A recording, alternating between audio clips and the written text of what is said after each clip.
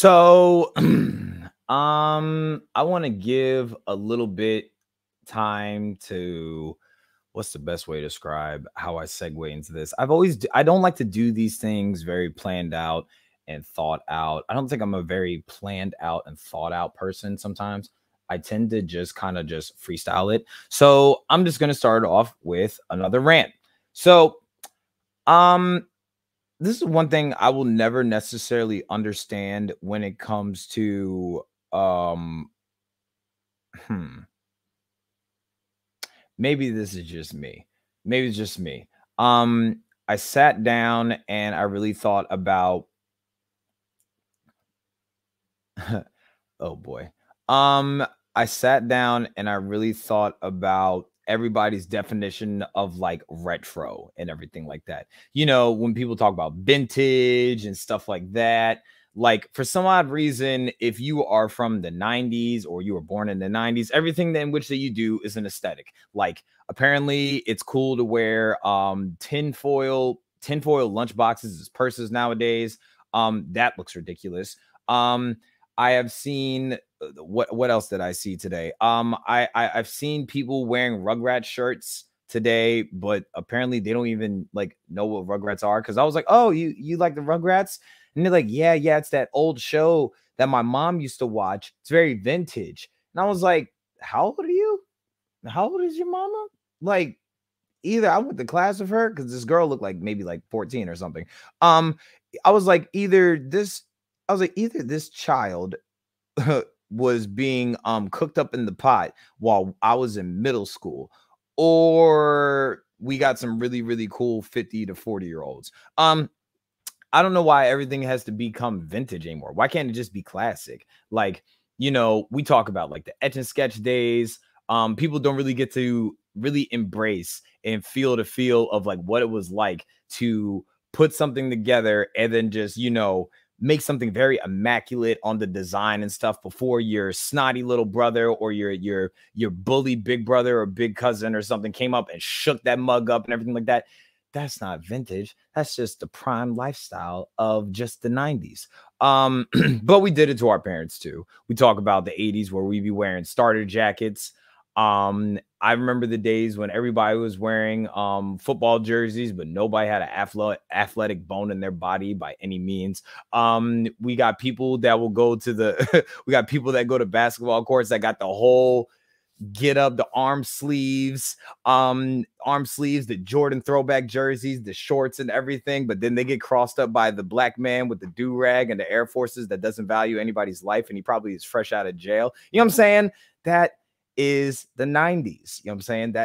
That is what I say is the 90s.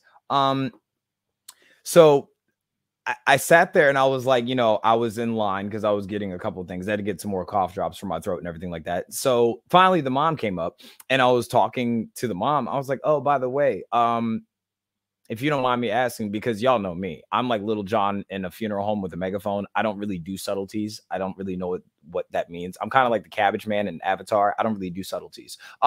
So I was just like, hey, lady, how old are you? If you don't mind me asking. And she was like, actually, I do mind you asking. And I'm ... And I was like, oh, you don't look ... I'm happy I don't age in dog years now. So it was, I was like, you can't be 30, but looking, what's the word? You can't be 30 and looking like third base, dusty. I don't understand. I was just very, very confused. She didn't like that. I was like, oh, you don't look 30. She's like, oh, she's like, how young do I look? I was like, oh, we're optimistic today. You know what I'm saying? And I was like, you really want to play this game? She's like, yeah. She's like, it's okay. You can be honest. She's like, I get carded all the time. I was like, yeah. We're in a pandemic. People are lonely. There's so many dating apps that came out. I mean, like, they're clearly trying to flatter you and everything like that. But I just let her know that I was like, oh, you look like,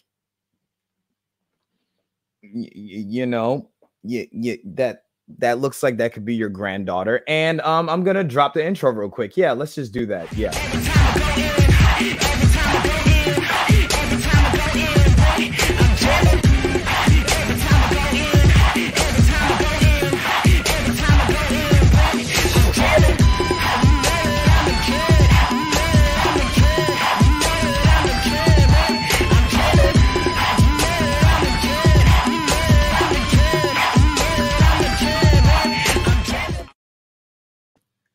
Welcome everybody to the Kid Casper podcast. I'm your gracious, beautiful, blessed, beloved, and black host, the kid they call Casper. The KID in Kid Casper stands for King of Development. I'm that menace with the melanin. Reject me as I am, as long as he is still relevant.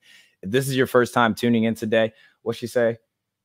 You got gut. Yeah, you know what I'm saying? I don't have a lot of guts because, I wear 28 waist jeans and 32 to 34 inseam, you know what I'm saying? Anyway, if this is your first time tuning in today, hello, I'm the kid that they call Casper. I'm a Christian rapper / activist. I love Jesus. I am so far from a pacifist. Anybody that knows me, I love the Lord, but I also don't love being petty. I'm really goody at it though. My guest this evening can kind of attest to that. This is somebody I met, I would say recently, even though it feels like years, just because the intimacy I would say we were able to establish in a short amount of time. This I'll call him young man for purposes because I feel a lot older than he really is. You know what I'm saying? This is somebody that I look at as a brother, a fellow disciple of Christ. I call him, it's one thing to call somebody a fellow disciple of Christ, but to label them as your blood-bought brother, I don't think people really understand what that means. To know that, to recognize and have each other know that Jesus died for both of you, and then you both seem to be put on each other's paths. It's a beautiful thing. He's a musician, he's a producer, he's a worship singer. I'm already proclaiming it, you know what I'm saying, future Grammy Award winner and everything like that. Everybody, this is my brother. As hopefully I pronounce this right, the last part right. It is Juan Luave, I think. Juan Love. How are we saying this, Juan Decent Love? The second time was the best time. Juan Love. Bet. Yeah, I thought I thought it was like a weird blend of like soap for some odd reason. So I was like, let me not try to make it too Dominican when I intro you, but I was just like, let me do my best. I'm down to promote cleanliness. That's a thing that needs to be promoted in these 2021 streets. So yeah, why not? Yeah, absolutely. I just heard Jake Gyllenhaal just came out as a non-bather, so we're just gonna need to pray for him. And yeah, that's his business. I mean, that's his business, but he told the internet, so there's that part too. How are you how are you doing today, my brother? How's everything going on your side of the earth? I'm all right. I'm not gonna find a reason to complain. I'm okay.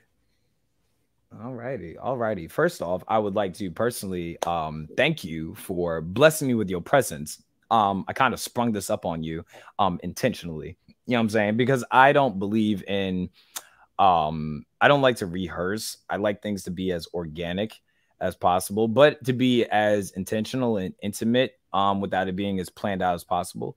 So this is my thing. I've been telling you about this since I met you. You've known about this for a while, but I feel like it's kind of a crime now that I know that we hit the same stomping grounds and everything like that, to not have you on the pod. So, take this time to kind of let everybody know who is Juan. Tell us a little bit about yourself, young man. All right. What's up, y'all? I'm Juan, also known as Juan Love, also known as a little brown boy from Baltimore. 23, singer, songwriter, producer, musician, and musician is in all caps. I will argue with anybody, any day. Vocalists are musicians. Yeah, I love God. He loved me back. He ain't nice to me, but we get it cracking. So yeah, that's pretty much it. Ain't nothing crazy. Gotcha. All right, cool. First off, you said you've watched the podcast before, but I'm gonna really test. So you've watched the podcast before. So do you have any idea what question I'm gonna ask Ness? No. Oh, see, you lied. You said you don't rehearse this.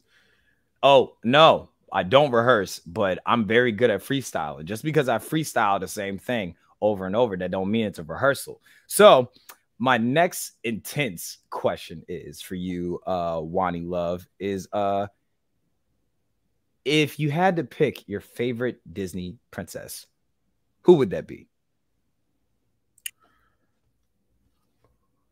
Black Cinderella. What'd you say? Black Cinderella. Okay, I respect it. Not a lot of people pick Brandy. You're probably the second person on the pod to pick Brandy. I appreciate it. And for my next intense question, but because I know you and you're not really letting me down because you are just a different breed of 23-year-olds, if you had to pick a starter 6 Pokemon to go against the Elite 4, what starter 6 would that be? I don't know what you just said to me. Starter 6, is that a thing in Pokemon? Yes, sir. So you said starting 6? Yes. Versus the Elite 4? Yes, sir. Do they like band together and transform into something? Like, what is that? Come on, you gotta give me something, dog. What's the yellow one? Peekaboo? That one. Okay. Yeah. Let's go more? Let's go that way. I'm supposed to pick 6 of them? Yeah. I don't know 6 Pokemon, bro. I don't. Oh my God. There was the yellow one. What's the boy's name? Charizard. Squirtle. I remember that one. Amethyst? No, that's Steven Universe. I don't know. I don't know 6 Pokemon. Did you say Amethyst? I did. That was a guest I had on here. Look, yes. I don't know 6 Pokemon. I'm sorry. I don't have it for you, bro. Yeah, that's absolutely awful. I mean, like, it's okay. It's all right. So you gave me at least 3. So I'll finish you up with the Johto League. Cyndaquil, Chikorita, and Totodile. I got you. You said Peekaboo. This nigga. You said Chikorita. What is that? That sounds like a drink. It do. I said it to somebody else. They said it sounds like a new Hispanic like branded like hot sauce, and I was like, wow, that was kind of racist. See that. But I can see that though. So Wani, on this episode of Koinonia with the Kid, which is like my this is the intentionality of me trying to interview certain people. I don't like the term interview, it's too formal. But having a dialogue with people that, whether they're content creators, whether I'm close with them, whatever they do in their lives, to kind of give people an idea of who they are. So at this time, if you don't mind going as far back as you remember, tell me and tell, the interweb, dial up, MySpace, AIM, the chat rooms. I don't know if Parler still exists. I'm so kidding. Chill out. But tell the internet about the refining of Juan, like the young Juan days. So start from the beginning if you can. The young Juan days. Very bittersweet.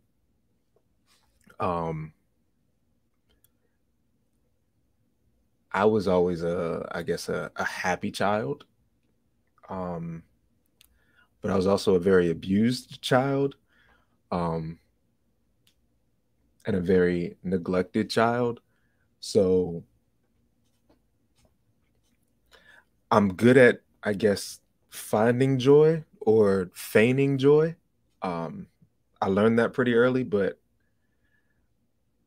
I think I was more so taught to just wear it well, whatever it is I'm going through, or whatever it was I was going through at the time. And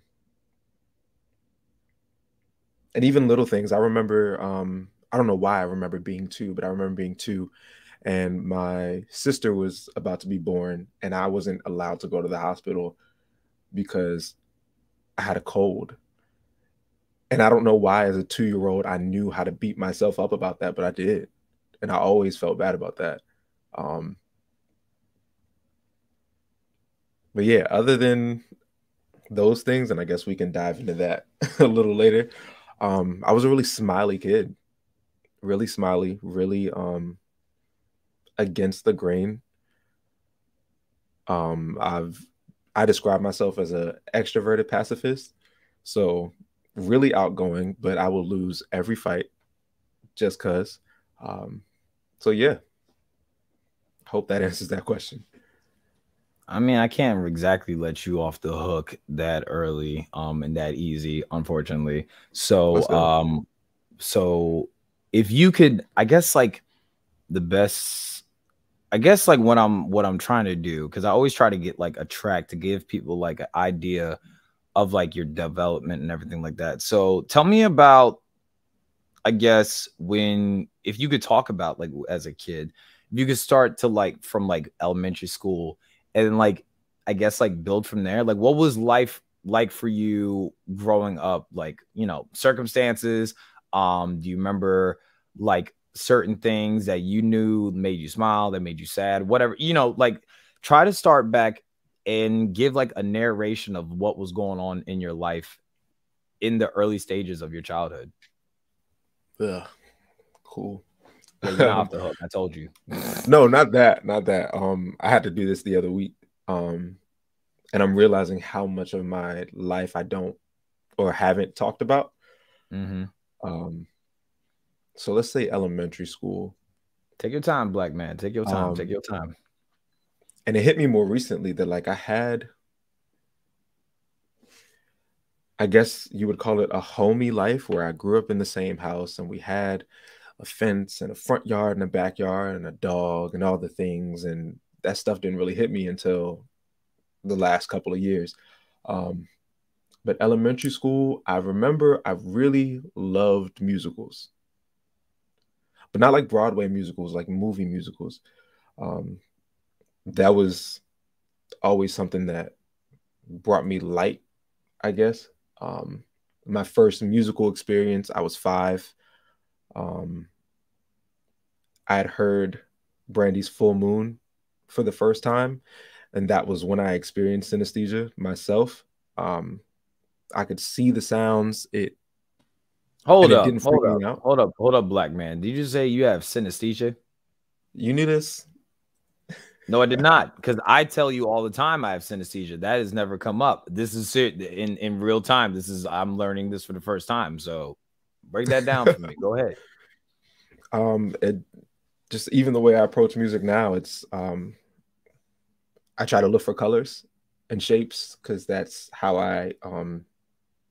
that was my first musical memory.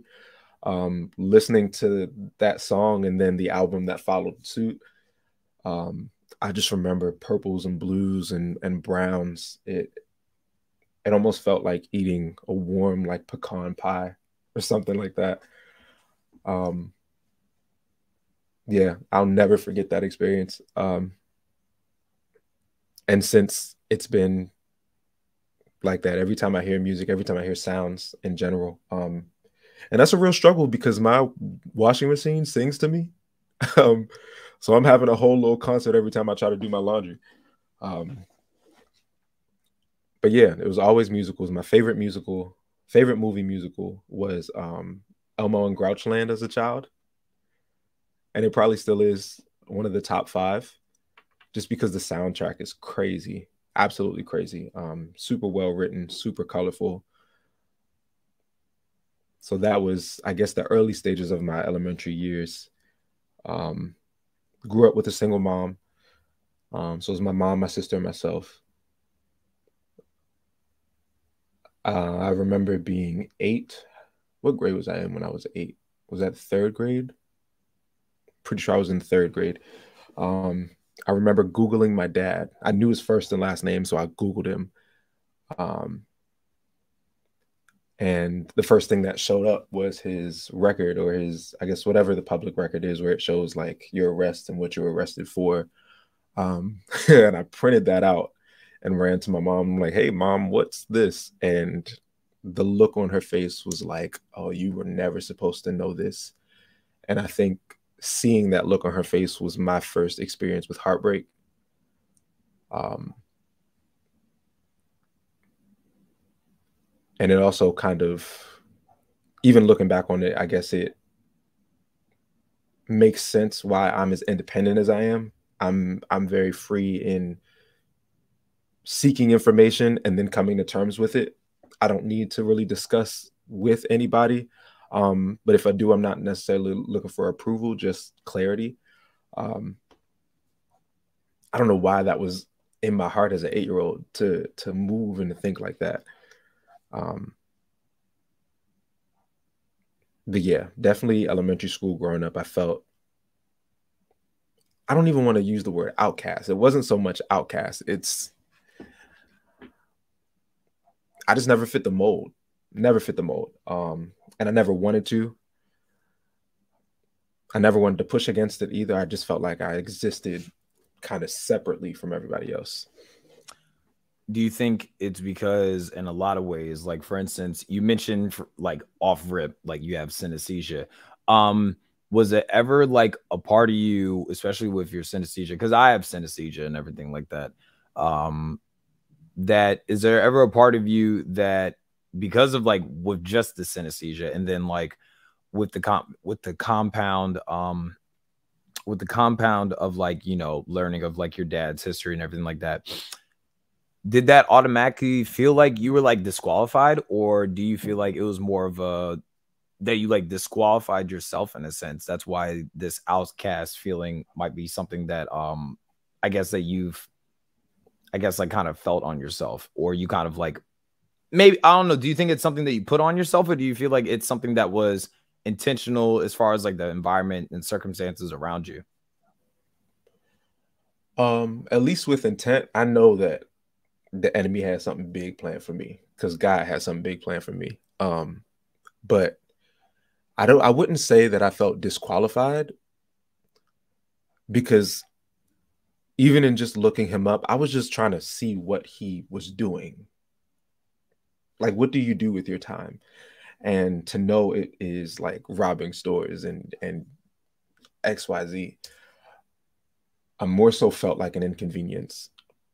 And that was drilled into me year after year as I continued to grow up. Even now, coming to terms with that is difficult as a young adult. And I'm realizing how much I've made myself an inconvenience to me because of the feeling of being inconvenient to my parents. So trying to push through that and just allow myself to be present for myself, be there for myself, and then letting others be there for me. And how they spend their time is how they spend their time. And if they choose to spend that with me, then dope. You said something there. You said that you feel like you've been an inconvenience to you. It sounds like in some ways that, and if this is far-fetched, please rebuke me. It sounds like in a lot of ways that like when this feeling comes up that you like, I guess like abandon yourself. That's like kind of what I'm like feeling in my spirit when you said that. I don't know if that makes any sense. Yeah, that's pretty accurate. I definitely like to disappear.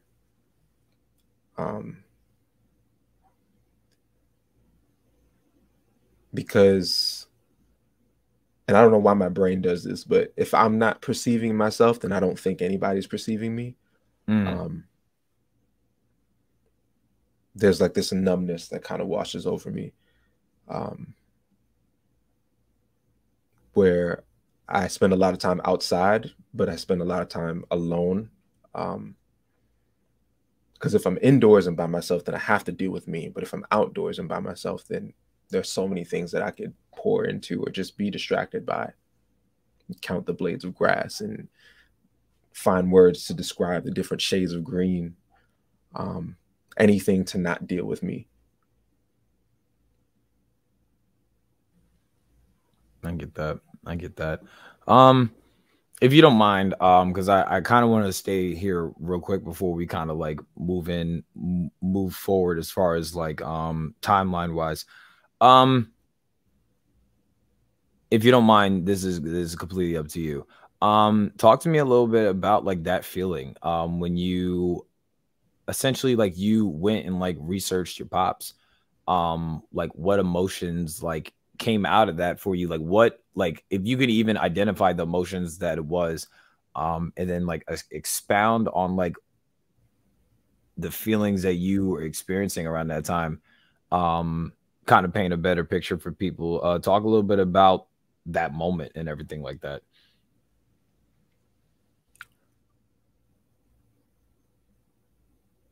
I think I was kind of overcome with sorrow.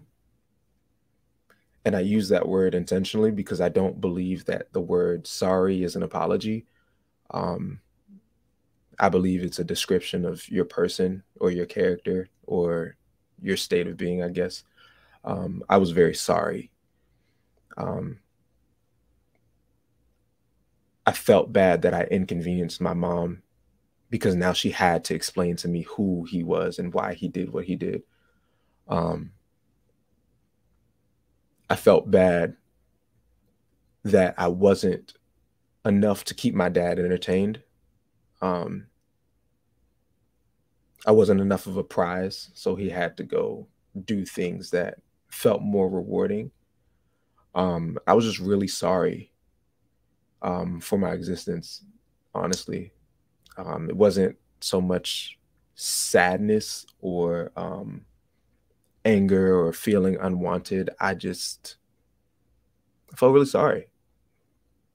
Like if I could have not been born, so that they could have their freedom, I would have been okay with that at 8 years old. I feel that. I feel that. Let's move a little, forward on this. So middle school, still got Ooh. ooh, I saw the face. Middle school, you know, assuming you still have synesthesia in middle school, because it doesn't really go away, you know what I'm saying? Yeah. But middle school, you're 23, 4 years younger than me, so that means that would be about like what, 2010 for you, if I'm not mistaken. 2010. Yep, so 2010 for you. And I'm trying to think. 2010, trying to think of everything music wise and everything like that. Okay, cool. All right, awesome. I know how to use the context of how to take this conversation. All right, cool. Talk to me about what the 2010s were for you, especially in middle school, in the preteen to your teenage years. I hated music in middle school. I despised it. I hated it so much. Everything sounded like rubber bands and robots. I didn't. Oh man. Black Eyed Peas were killing it. Who was it that? What were their names that came up with the jerk and the reject? Why am I blanking? It was, I think I know there was the new boys, Cali Swag District with Made the Dougie. Dag, that feels like forever ago for me, boy. Yeah, I just hated music. It didn't feel musical. I remember spending a lot of time on YouTube. That was like, we're still early YouTube days. A lot of Tori Kelly. I was studying her like nobody's business.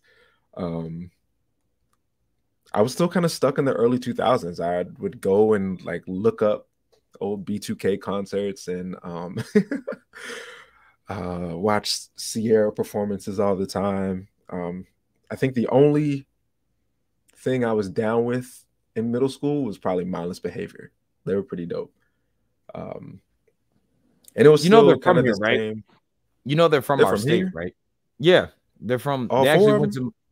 Yeah, they actually went to my middle school. I didn't go to middle school with them, but they're actually from Edgewood Middle School. Okay, I didn't know that. I would never claim them as Marylanders. But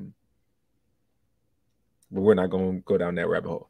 But yeah, same kind of theme in middle school where like music was the thing that brought me light and joy.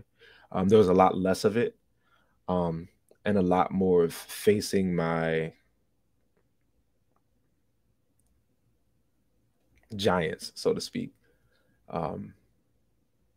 Yeah, I was definitely broken in middle school, or at least the walls really started to crack in middle school. It's funny you use that word broken. So you used the word broken, but you said your walls were cracking. Like what do you mean by that? Like what you worded it very, I would say, I won't say weirdly, but uniquely how you described that. I say around 11, 12 was the beginning of my emotional intelligence journey. In terms of learning how to title things, and really seeking understanding. There was a point in middle school where I was admitted into a mental institution after a suicide attempt. And what followed that was therapy and all the things. So I really needed to learn how to put words to my pain, but in order to do that, I had to acknowledge the pain. And for a 12-year-old, it was a lot.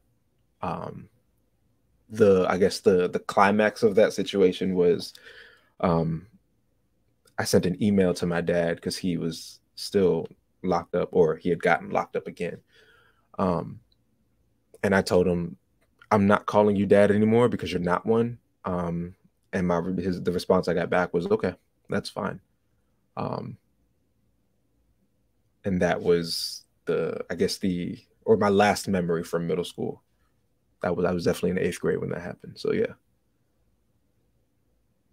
8th grade, good God. So 8th grade for you, I'm trying to think. That was 2012. I graduated high school. God, I'm old. Good Lord. Okay. So 2012 that was 2011. 2011, 2012. Because it would leading into 2012 essentially. So 2011. All right. I know I graduated 8th grade in 2011. I was always the youngest in my class. Meaning like you graduated early? No, I just started early. Gotcha. I started young, like really young. Everybody else graduated high school when they were 18. I was 17. Gotcha. So something that it's funny, I'm sitting here thinking about this. So this is around the time period, let's see, 2011 going to 2012. So heading into high school, last 4 years of grade school and everything like that. There has to be a time, because you said you hated music in middle school, or I guess you just hated the sound of the music that was coming out of the radio. Because if I remember that stretch of time, my high school years, that was, as you said, Black Eyed Peas was hot. You remember Tayo Cruz? Dynamite? Yes. Remember? Okay. Yeah. It was Tayo Cruz. It was Ayaz with Replay. It was Nicki Minaj was ding, yeah, ding, ding, ding, yeah, ding, all ding. that. It like was that. Oh my goodness. It was Ayaz with Replay. Sean Kingston was barely hanging on at that time. Yeah. Justin Bieber was Justin Biebering. Justin Bieber was a white little Usher. And don't do that to Usher ever. I'm just saying. I mean, hopefully he doesn't get Let It Burn like Usher too, but that's besides the point. Stop. Oh my goodness, stop. Let that man live. I want him to. I need him to take care of himself. So 2011, going in 2012, you're going into high school. Talk to me about that shift going into middle school. Hopefully it was seamless, because this is where you said your emotional intelligence was starting to build and ascend in a sense. Talk to me about high school. Talk to me about where you were, not only as Juan, as going through high school, but Juan as an artist, as a musician at this time. Funny enough, still same theme. Really just down. I collectively went to 4 high schools.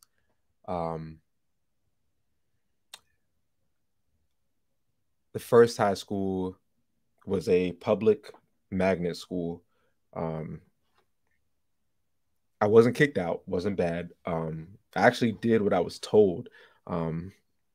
This dude came up and hit me with like the math books, like them super thick, hardcover math books that were like 3 days long.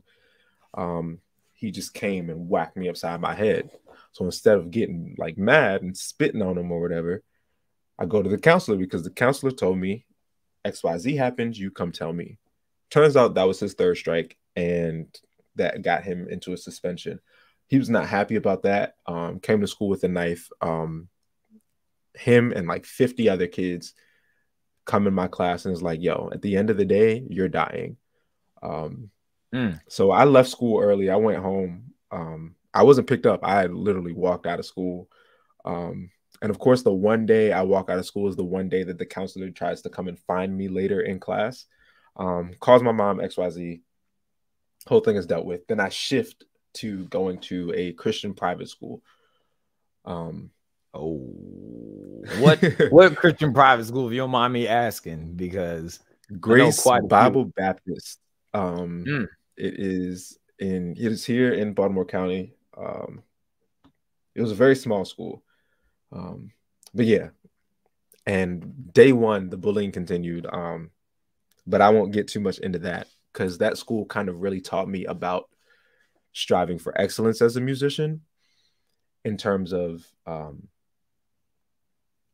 taking care of your instrument. It opened me up to the world of competition musically. And because I was one of the only male singers, and really one of the few males in my grade. I think at the time there were 8 of us in the 10th grade. So I did every competition that we had. And it was exciting. I felt like I was becoming an actual musician. I had a voice and I could hear myself, and I got to make choices on the sounds I could make and the things that I wanted to do vocally. And to a certain extent, because competition is very structured. But yeah, doing things like going to states, going to regionals, and even hitting nationals. I never won, but I was always okay with not winning. Just the experience of traveling and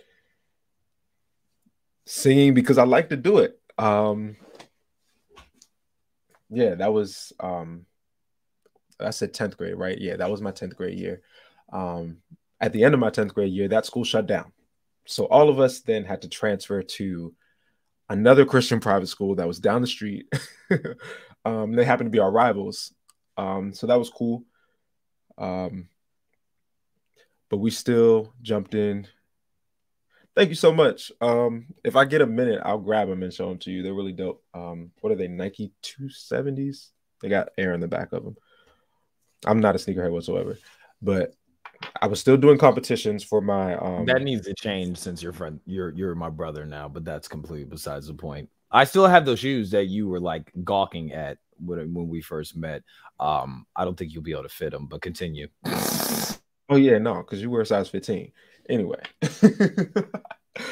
Yeah, 11th grade, still doing competitions. It was super dope. The music teacher even was very much different than anything I had experienced at private school. She was colorful. The way I would see music was the way that I would see her. She always had bright greens and yellows and oranges around her. And her approach to music was just very informal. And it taught me how to compete and strive for excellence, but also enjoy what I do. And then finally, we had decided to move from Baltimore County to Howard County because my sister was starting high school as I was starting my senior year. So we wanted her to have, I'm saying we as if I made a decision. My mom wanted her to have a different experience than I did, which was reasonable. So we then moved to Howard County. I went to Atherton High School, is where I graduated from. And I would say that the music teacher there, Mr. Brown, was the music teacher I've ever had in my life. He taught me how to hear my voice, learn my voice. I wasn't involved in as many competitions, but he connected my voice to my person. Not a lot of people know what that means. Break that down for me.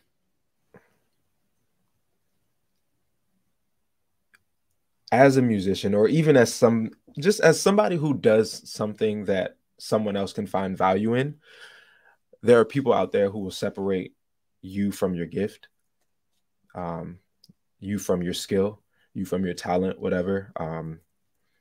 Not very many people keep close contact with their mechanic or with the guy that files their taxes. But then you meet somebody every now and then who doesn't just appreciate your gift, but appreciates the heart that you give your gift with. And it's life-changing every time. So that's basically what that means, that he loved us, all of his class. He loved us as vocalists, but he loved us as people and showed us that we're not our voices. Yeah. Even just in general, because I had him, he was the choir teacher. Then I had a music tech teacher as well.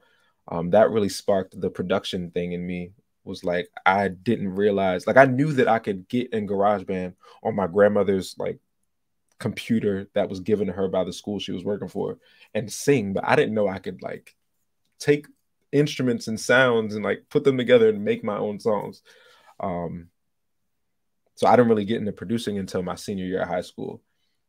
So I had Mr. Brown, Mr. Woomer, who was my music tech teacher, and then I was pushed into doing the school musical. So that was the most active I had ever been musically growing up, and that was probably my favorite year of high school. The most peaceful, at least. Gotcha.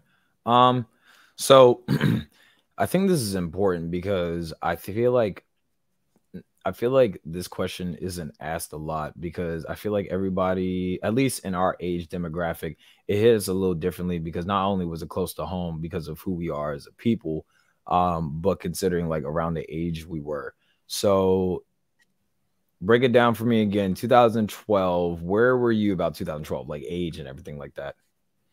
2012. I was 13. Yeah, 13. Okay. So 2012, if I'm not mistaken. Yep, 2012 is Trayvon Martin happens, 2012. And I think of how, for me personally, it impacted me differently, just because, you know, this is a boy, a child that looks like me, hits close to my age and everything like that. Break that down, like what that moment was like for you, being 13 years old at the time, seeing a boy that looks like you be killed in your youth at this time. Like, what did that mean to you, and how did that feel? How did that feel to you, I guess? Like, how did that, if it did impact you, how did that impact you?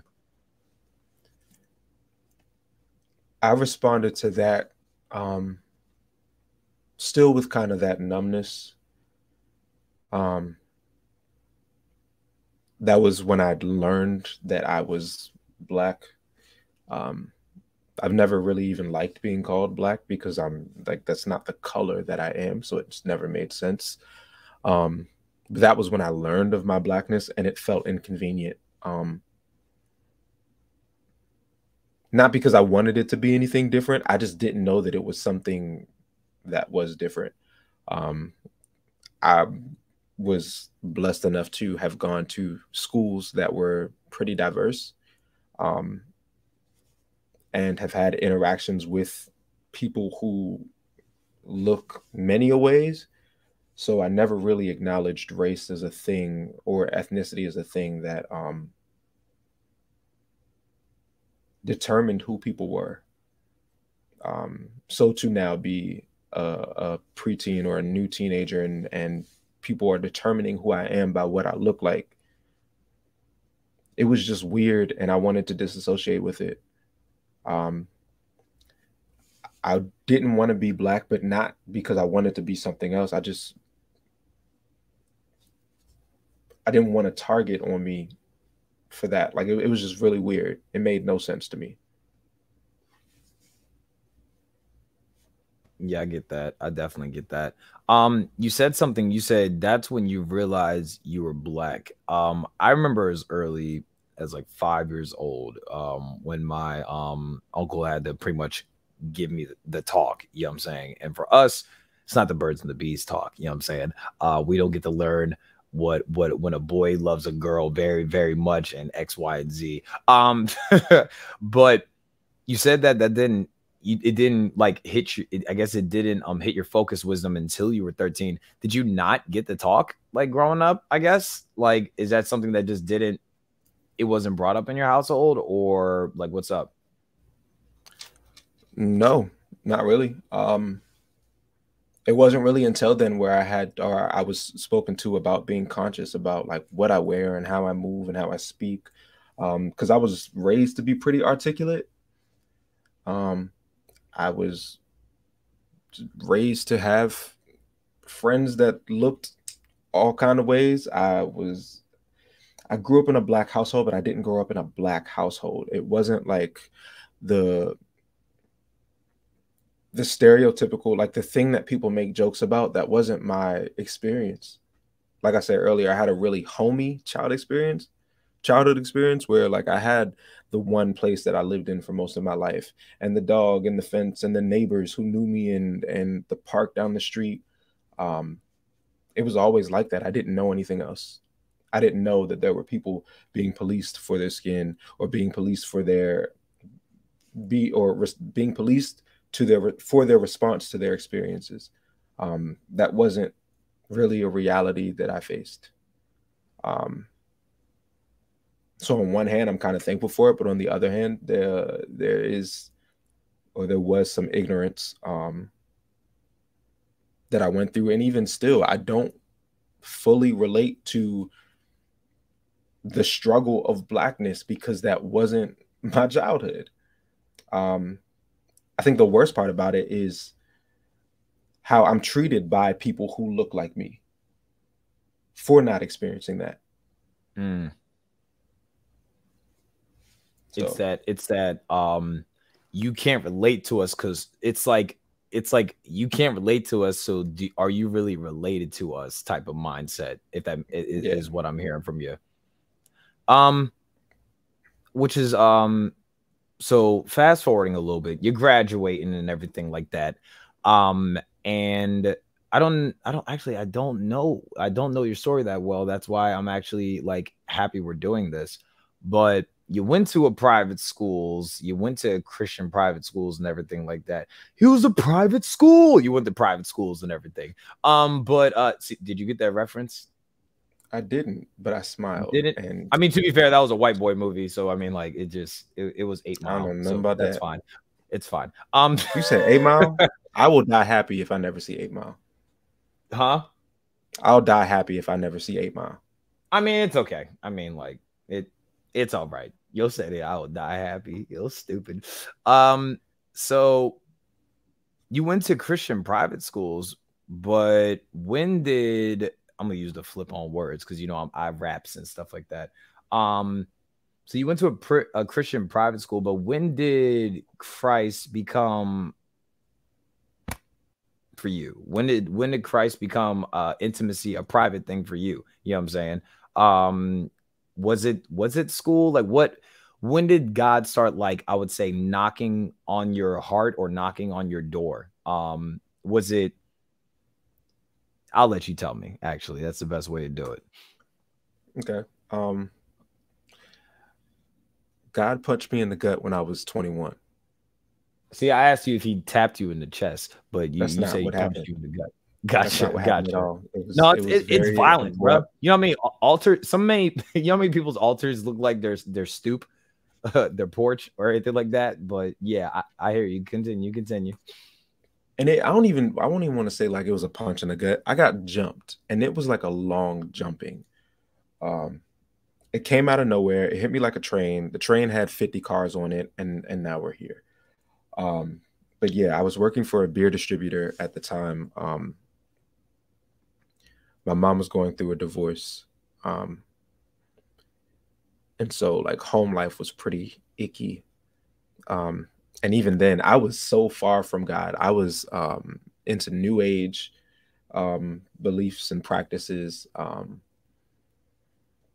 I I was just so far gone. Conspiracy theorist, the whole nine. So I don't even know how, but there was a pastor whose videos came across my YouTube page or whatever. His name was Pastor Stephen Darby. He had a small little church in Alabama. And I clicked on one of his videos one day, and for the first time, scripture felt like it existed. God's word mattered. Yeah, it was truly the Holy Spirit, because I was on the complete opposite end. Well, I don't want to say complete, because I wasn't out here like, hail Satan XYZ, but you know, definitely close to it. So yeah, I was watching his videos, and just the way that he articulated the word was like, yo, this is a person who lives life according to God's word. And it was each of those words that I just said individually and collectively. Every word meant something. He was a human with a past and a present, living his life according to God's word, and he was real about it. It wasn't, Jesus makes me so happy. It's like, nah, bro, this sucks sometimes, and it's okay for it to suck sometimes. God know the ghetto too. Like, it's real. You better say that. Say that one more time for the people in the back. Somebody's picking a wedgie God in the back of the knows church. ghetto, bro. No. I need to say it. 1000%. There's somebody, he scratched. This dog is scratching his eyes and everything. He was sleeping while he was cooking. All dogs go to heaven anyway. It's good. No, but God knows the ghetto, and this this manufactured Christianity, this Instagram Christianity, that's how I'm going to describe it. It's not real. It's not real whatsoever. That was not my experience. That's never been my experience, and I don't believe it's ever going to be my experience. I remember sitting in the underground parking lot of a Giant. It was right before I was going to go up and grab the delivery that I was supposed to stock. And I had my Bible with me. So I'd like started reading the word just to get context, because it just felt like another history book. But I was like, God, if this is real, then let's do it. And he said, all right, let's do it. And immediately I stopped smoking weed. I had no desire to go back, and have had no desire to go back. Stopped cussing immediately. And my mind was renewed, completely renewed. I still have a hard time describing what the shift was or how the shift happened. Even reflecting on the way that I thought back then is difficult, because it doesn't even register with me anymore. But my mind was renewed. Sound like almost like I describe it when I tell people, like when I felt the foot of the cross and God started changing me, it was slow. Yours sounds a lot more magical, and like God is clearly nicer to you than me. Like, well, then again, I'm stubborn and I'm hard-headed. But it was like a scientific procedure up here was happening. I always tell people, the heart of a man is not here, because you can get a heart transplant and a man's gonna still think, carrying himself, and you know what he utters to people and everything, and how he edifies and everything like that. It's still the same. This needs to be changed first. As you said, there was a renewal of your mind, so there was a change of your heart. But that's the best way I could describe it. It was like a scientific procedure that like took place. Would that be that? Does that kind of hit for you?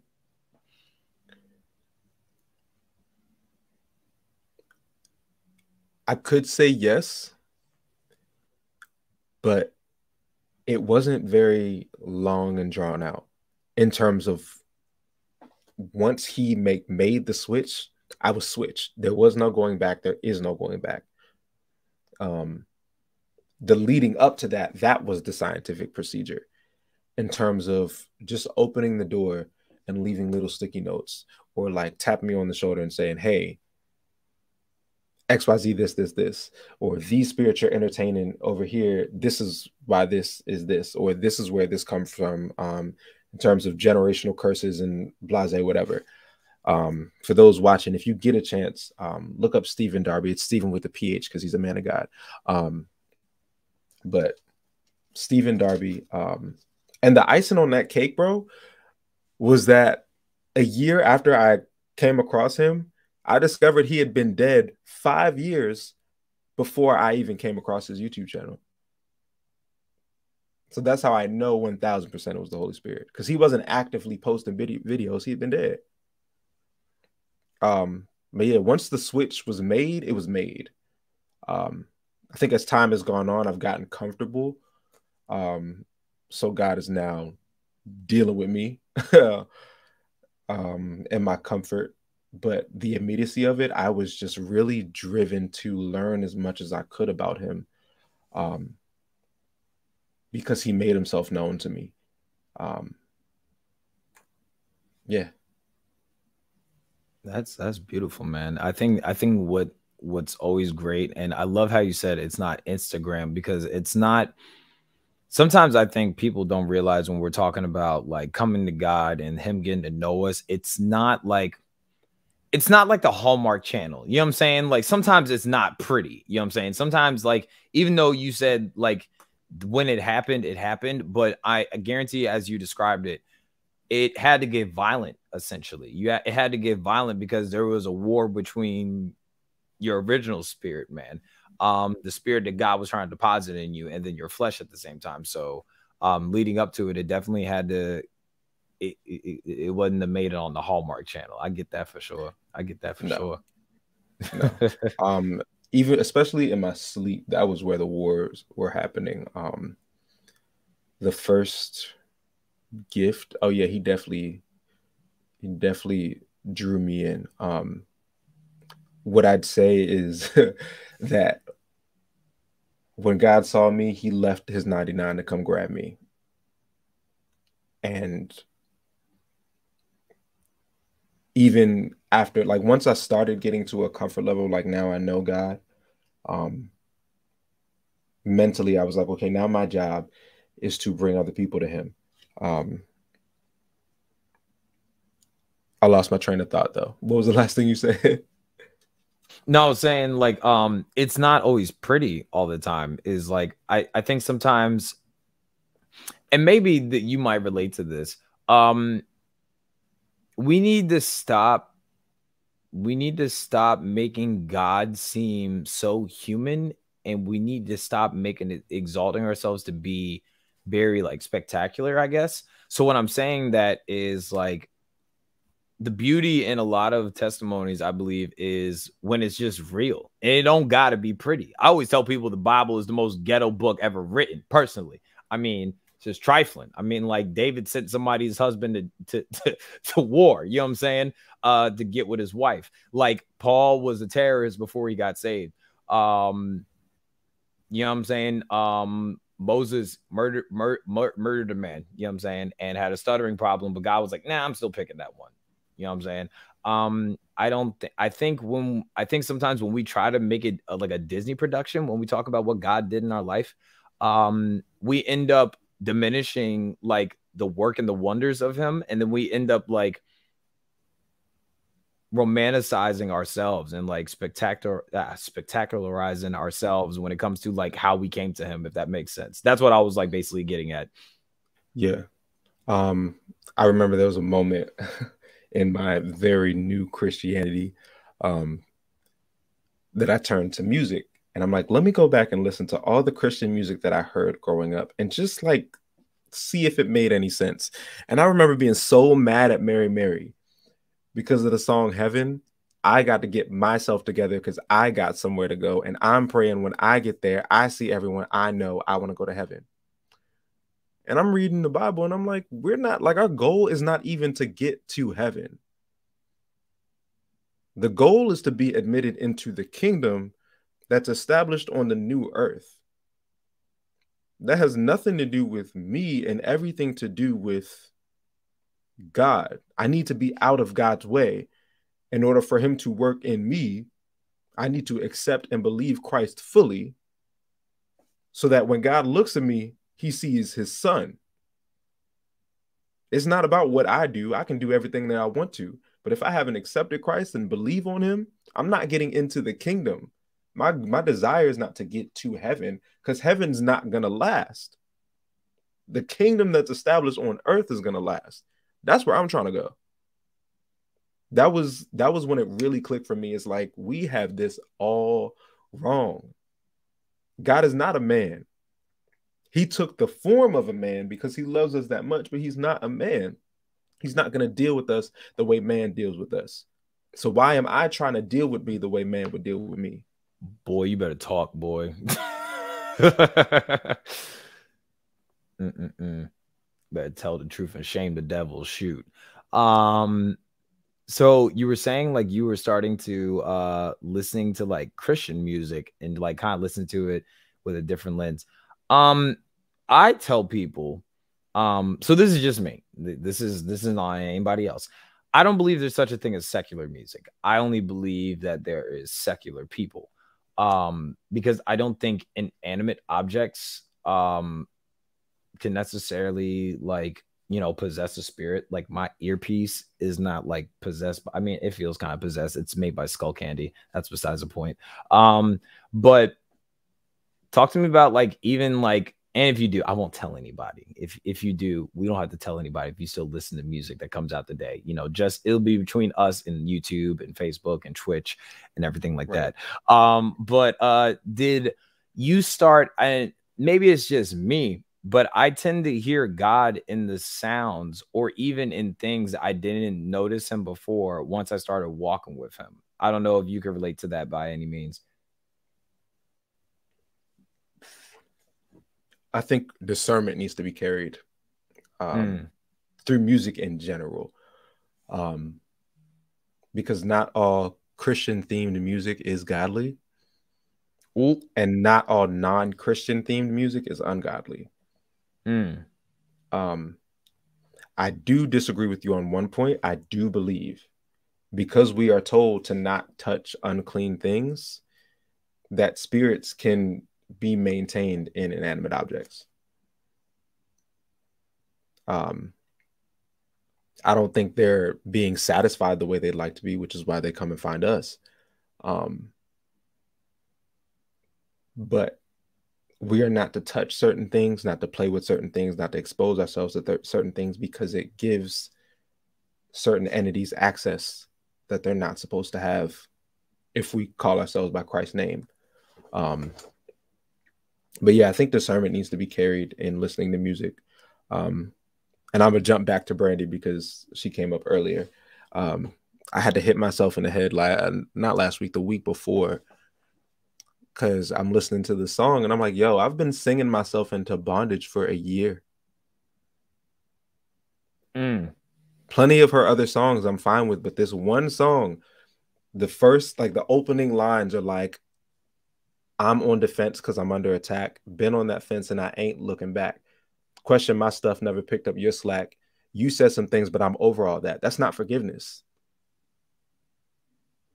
That's not forgiveness. That's keeping your walls up and staying ready to fight. And that's pride. And that's just letting it go for the sake of letting it go and not actually accepting and loving them back and leaving the past in the past. That's not what that is. So I had to literally remove it from my repertoire. It's like, I can't keep digging myself in this hole. I'm fighting everybody all the time because I've been singing myself into bondage for a year. I get that. I definitely get that. I think for me, when I'm saying like, I don't like when I say like, okay, so I'll say it like this. I think sometimes when I say like, I I feel like sometimes as like us as believers, at least what I've noticed lately, is we tend to give the devil too much credit. Like, I don't think this was anointed. I don't think this was anointed by God. I don't think so. I didn't rub holy oil on this. I don't think that this is going to like, you know what I'm saying? It's just spirit's going to come out of my pop filter. And, or better yet, the word, say if I say some nasty, nasty stuff and I do anoint this thing, it's going to filter, like it's going to filter all the negative crap and only the God juice is going to get through. You know what I'm saying? Like, I feel like sometimes we end up giving, I guess like Satan too much credit when it comes to like the things that in which that we're kind of up against. But sometimes I feel like what we don't really want to say is we be like, oh, that doggone devil, this is that and the third. I'm like, sometimes it's just us. We don't really want to take responsibility and just say, nah, this is me. You know what I'm saying? You said it earlier, you know, we have to be careful what we let into our spirit and everything like that. Opening that door, things can only come in, especially in certain things. Like, you have to like submit to it. You have to consent to some of these things that are coming into us. Whether it's music, whether it's food, you know what I'm saying? We have way too, you like to eat expensive stuff. Just a little bit. Just a lot. But just like even like people, you said earlier, you were talking about how that Brandy song, you realized that it was a spirit of unforgiveness in a sense that was being put on you, or better, you kept putting it on yourself. Right. That I gave it access. Yes, you consented to it. I kind of want to, I know this ain't like a whole Bible study, but I do want to jump real quick to Psalm 23:4. Oh man, this is my podcast. I mean, we're sharing the space together. We can get in the word real quick. That's fine. That's fine. Real quick.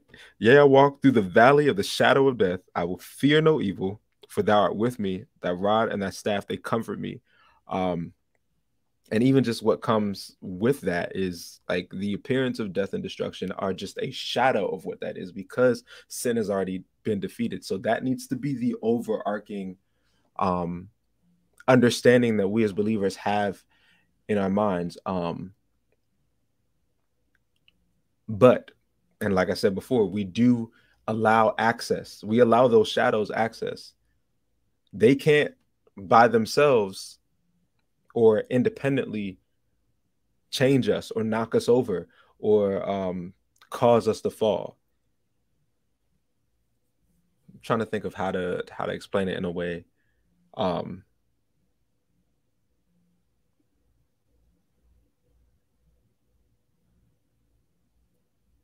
If you see let's say you see water on the ground. You seeing water on the ground has nothing to do with you. You haven't fallen just because you see water on the ground. But the moment you see it and then choose to walk in it, you give yourself access to falling and breaking your back. And that's on you. So yeah, I'm not giving the devil credit, but I've definitely given him access, and that's not okay. It goes back to like what we were talking about the other day. It's the fact that we all have a choice. You know what I'm saying? There's an old Cherokee proverb that says, there's two wolves within all of us, and you know which one is going to survive, which one is going to die. And the answer is always which one you feed. It depends on what you want to give into, I would say, in which is going to pretty much determine the outcome, or I guess the fruit of the outcome, since we're talking spirit to spirit and everything like that. But for sure. Alrighty then. So my next question is, okay, so 2 years ago and everything like that. And this will be interesting because you told me about the Trayvon Martin thing, and you understand like the weight of that and everything. So over the last year, we've been in this, you know, pandemic, this panini pandemic, this Pandora pandemic, this, you know what I'm saying, this pomegranate pandemic, all that. It's actually Pan-Dominican Republic. Pan-Dominican Republic, or Panda Express pandemic. Also known as Pandemi Lovato. That's, yeah, that Pandemi Lovato. Pandemi Lovato. Gotcha. Yes. Pandemi Lovato. Got you. I got a list for days, but we'll do that for another podcast. I also have another one where I can use variations of the word thought, but we're not doing that tonight. I'm not well. Pray for me. So not only did we go through the pandemic last year, but then, you know, I call last year the year the clandemic, essentially. So we saw all these like upticks of like police brutality. We saw Breonna Taylor, we saw Ahmaud Arbery, we saw George Floyd. And then we saw, like, I would say, the re-insurged civil rights movement take place. And it seemed like for the first time, at least for me, I can't speak for you. And I'm like, my synesthesia just kind of tripped me out right now, because even though my light bulbs are supposed to be white, they're blue. That's completely besides the point. But talk to me a little bit about how I mean, like, I guess, like, better question is, like, what was going on with you at the time? Because this was like the first time in my life where I could see that it seemed like religion, because I don't want to call it faith, it seemed like religion and like politics were kind of getting in bed together, essentially. And then I know for me personally, and then like especially for like other disciples of Christ of you know, African descent and everything like that, and other people of color, this was probably the most trying time over the last year or so. Talk to me a little bit about what that was like for you, being a Christian first, a Black man second, going through, I would say, like the last year essentially with like all these like killings and everything like that. Like, how did that impact you? I had a very strange sense of peace during this last year. It was definitely a godly peace. I know with the racial issues, I didn't take a position that I heard anybody else taking. And practically what that position is I'm not going to force someone to welcome me somewhere when I wasn't invited to begin with. I was stolen, to be clear. So my stance, and in every conversation I had was, or in every conversation where my opinion was asked about, we as Black and brown people, we need to just go underground and be quiet for a little while and come up with a plan to get up out of here. I'm not going to fight for equality and acceptance in a place where that was never meant or made for me, or really anyone other than the people who took control of this place. It's not in their nature. So I'm not about to make it their nature. There have been millions and billions of us before me, yelling and cussing and marching and all that. Yes, it makes change, but is it really the change that we're looking for? And if that's the change that you're looking for, keep looking for it. But that's not what I'm looking for. I'm not looking to stay in the place that's abused me. I want to go somewhere else.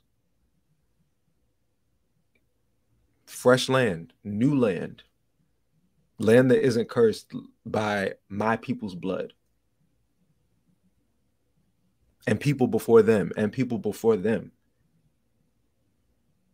We have no business in this country. We built this one and we can build another one. So I don't know why we're still here, to be quite honest with you. How do you reconcile that though? As a, I guess, like, knowing, I don't want to say, I get what you're saying as far as like the stolen part and everything like that, because I mean, we didn't come here. I think a lot of people know that. I mean, hopefully they know that. Like, we weren't immigrants, Ben Carson. My God, I want to give him gifted hands. But I don't like that dude.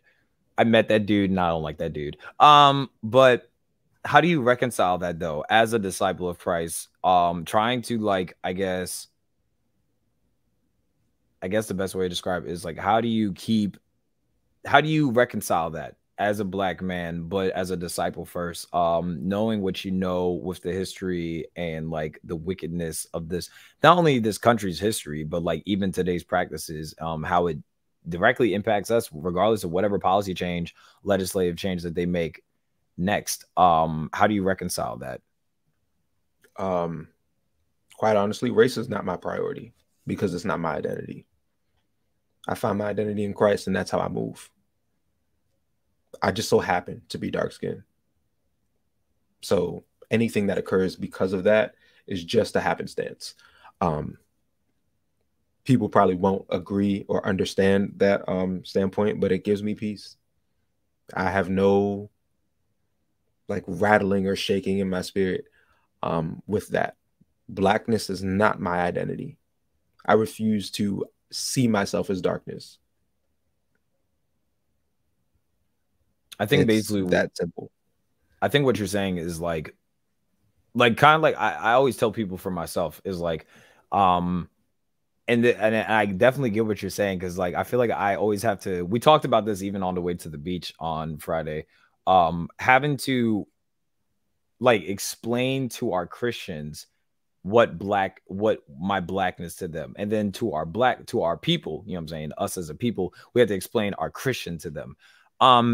We have to, for us that submit, I mean everybody essentially, but we can't allow the things that persecute us to define us, and we can't find identity in the very things that persecute us. Meaning, like, yes, we are, the American descendants of slaves. But we are blood bought. You know what I'm saying? We're blood bought. We're disciples of Christ. We're actively serving, holding the moniker of ADOS before a disciple of Christ. And this sounds crazy. And like I said, this may not make sense for other people because I've talked about this before, but like, do you believe that it's very easy, especially as a disciple of Christ or just people in general, for people to make their skin tone, or better yet, their struggle, their plight, whatever it is, their identity? Absolutely. There are people out there who serve their blackness. Because, and actually this was I loved seeing how this played out when Kanye's album Jesus is King came out. And then not too long after that, Beyonce's album Black is King came out. And like instantly I was like, this is such a good argument. And I haven't had that conversation with anybody. I don't even know if anybody caught on. But I was like, there are some shifts going on. There are some really big shifts spiritually going on in terms of identity. But there are people out there who serve their blackness because their blackness is their identity. Their blackness is their God.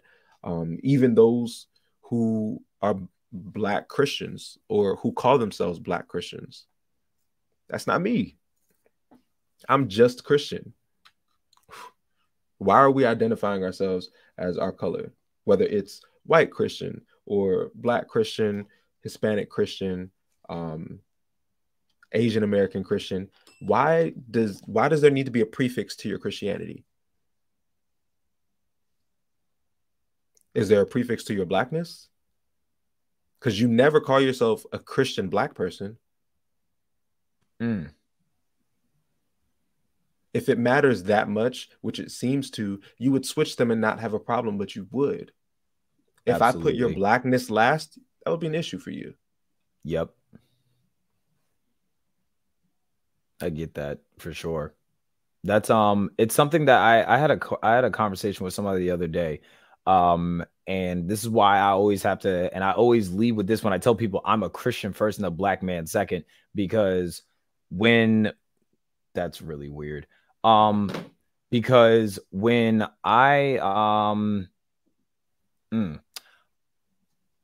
when I die and I go to heaven, God's not going to ask me about my skin tone. You know what I'm saying? He's not going to ask me like, oh, you was a good little, dot, and everything like that. What did you do for Black people? Yeah, exactly. He's going to ask what you did for God's children. But I think like the thing that like a lot of people don't necessarily, I don't know how to describe it. Like, I think what people don't really realize is because, especially for us being, especially like Black men in this country, if we weren't brought up in the church like that, our blackness either shaped in a lot of ways. It kind of helped define, how do I describe this? Because we understand what it means to be persecuted as Black people, that we could have more relation and in some sense to the persecution in which Christ went through. Not simply because Christ was persecuted for what he looked like, but just because he was who he was. You know what I'm saying? That it was almost involuntary what he was. Yes, it was he was tempted with all these things, but it was him. You know what I'm saying? That was him. So when I talk to people about this, I tell people, despite what's happening out there, I have to remember that chronological order, because the minute that I say if somebody is like mean to me because of my race and I make it more about my skin tone than about him, then I lost, or I lost sight of the assignment, essentially. So I definitely get that. I think for me, when it comes to seeing people for what they are, it's because I believe, like, in a weird way, that like my blackness, in a sense, it allows me to recognize people and seek to understand like the things that they went through that may be tailor-fitted persecution, because then I can apply my faith to be able to remedy, rectify, help them reconcile with some of the things in which that they go through because of what they are, whatever their genetic makeup is. That way I can allow Christ to be channeled through me. Or better yet, I am allowed to even be a host that Christ can be channeled through me, so I can love people of all people, if that makes sense. But as we talked about numerous times, on and off camera, and when I say off camera, more like offline, it would be willful ignorance to not acknowledge color, because sometimes, unfortunately, because of the world we live in, that's what Satan will attack. And people that submit to Satan's attacks, that's what people will attack. So it's definitely not a popular opinion amongst us. We've talked about this even going on to the beach, but it's one of those that we have to remember that chronological order, because if we do have a problem with it being switched, or have a better or better yet, we have more of a preference of what order it should be in, I think that there's a problem. There's a heart problem that we need to check for sure. Yeah. Like, I do think I'm not going to not acknowledge color. I think God knew exactly what he was doing. There's beauty in all of the shades, all of the details that he put in each kind of person. It's just also really sad that we've taken that and defiled it and perverted it and basically made it a who's better than who. It's really sad. That speaks more to, I feel like for me, what I'm always trying to remind people, it's the spirit of it's the sin of partiality that people won't wake up to. I think that's what it really is. You know what I'm saying? It's because they're X, Y, and Z, I'll treat them with this amount of love or this amount of grace and everything like that. Right. Absolutely. So my next question, I gave you a little bit of an intro, but I don't think people really know. Wani, me, my goofy self, my tall, lanky self, you know what I'm saying? Me with the waves and the glasses and the cheekbones, you know what I'm saying, and my weird ears. How did we meet? Because it's funny that even and you know this from when we're at church on Sundays. They're like, what? Like, that doesn't make any sense. But tell the people today that are watching, that are going to watch this in the future, how did we meet? You know what I'm saying? Okay. So it was a Tuesday afternoon. There was a knock at the door. It was, and when I opened the door, it was definitely Sunday. You stop lying. When I opened the door, Neve and Max were at my door with a camera crew saying, "This is Catfish, and we're here to call you out." You're stupid. And in the far distance, I see a man 7 foot tall, the color of smooth roasted caramel, and the curliest of ponytails. No, we met. I hate you so much. We met off of a comment that you made on a live stream that Ruslan was doing for his patrons. You said something about looking for a church in Maryland, right? Yes, sir. That's actually crazy how that started. Yeah, so you left a comment under a video about living in Maryland and looking for a church. And I'm like, oh, snap, I have some audacity today. Let me respond. I live in Maryland, and I go to church.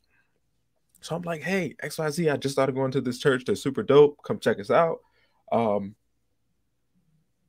And from there, did you invite me to Divinity? I don't remember how that part went.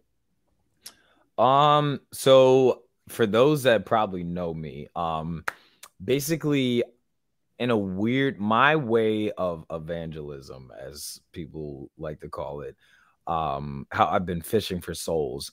The minute I found out there was more Christians on the internet, I've pretty much established this online community group that's called Divinity. We believe in divine mentorship, relationship, accountability, discipleship, and stewardship. And I think I was like, oh, cool, you should like come to my community group. I think that's how we kicked it off. But yeah. So existing in that for a few months together, knowing full well that we live in the same state and just not doing anything about it. And then you were invited by somebody else to my church, right? Yeah, brother Trey. Yeah, brother Trey. Right. And I don't think it really clicked because we had just merged. And so we had a name change, a complete makeover, everything. So you came, you saw, and then you put in the chat, you were like, I just started at this church called Union. And if it wasn't Maya, I don't know who it was, but I feel like it was Maya because it's always It was Maya. definitely Maya. It was Maya. It was Eddie. It was a couple of folk. But they're like, hey, doesn't Juan go to Union? And I don't know what I was doing, but I wasn't in the chat at the time. Like I was in the chat, but I wasn't in the chat, you know? But yeah, we finally, I guess, put a pin in that and was like, I think I was like, yo, I go to the Baltimore campus, so just meet me out here. Because Columbia's a little bougie. A little bougie. They're dope. They're dope. They're really cool. Actually, I served there this past weekend and it was magical. Super magical. But yeah, I was like, meet me at the Baltimore campus. And since then it's been history, right? Essentially. So let me tell people real quick. So those that know, I left my old church late last year, around this time last year. And I had been searching. So I went to this church with my homeboy I met in the streets, Trey. And I put in Divinity. I was like, yeah, I just started going there. I don't really know how I feel about it and everything like that. And they were like, oh, like 3 different people were like, oh, Juan go there. I'm like, how y'all know this nigga go to this church not living in my state, but I live in the state, but I don't know Juan go here. So, you know, Juan a little bougie. Juan a little bougie because like I have him in the group chat and he don't say nothing. He just Okay, so the thing about that is I don't call it bougie anymore. I'm ghetto. So that's GHETTEAUX. It's French. It's Creole actually for ghetto. So anyway.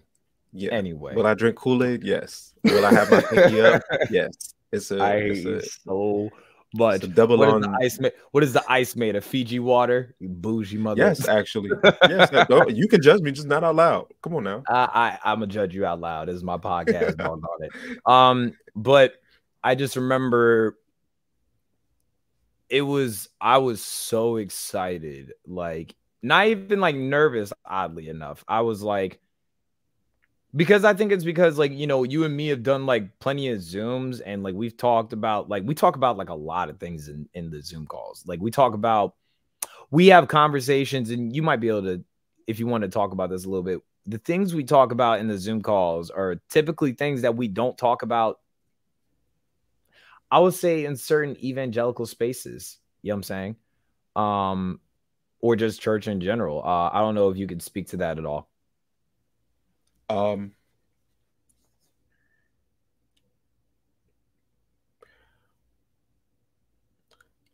don't know if I can speak to that, only because the way I carry myself in Zoom is the way I carry myself at church. And I know that it's unconventional. But I think that's why I was called to church and to this church. I didn't meet God in a very, I guess, traditional or conventional way. I didn't get to know him in a very conventional way. So I don't express him in a very conventional way. And I just so happen to have come across somebody who also does not express him in a very conventional way, but that does not take away from your love or your relationship with him. So for me, it's normal being in spaces where people aren't used to hearing God spoken about the way that we speak about him, or seeing his work done on our lives expressed the way that it is. That's normal for me because that's been my entire Christian experience. Yeah. If you don't mind me asking, and this isn't, you know me, I'm terrible at taking my flowers. I'm terrible at taking compliments and everything like that. But what was your first opinion of me when we met digitally, meaning like what we're doing right now? And then if there is a dichotomy to when we met face to face.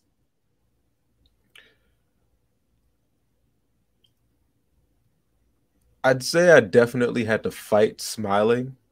But that's just because I'm not good at letting myself be happy.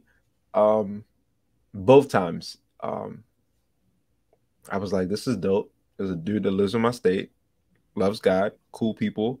And then when we finally met in person, it's like, this is dope. There's a dude that lives in my state and now goes to my church and loves God, cool people. I think I was just really afraid of messing up, like saying something stupid, or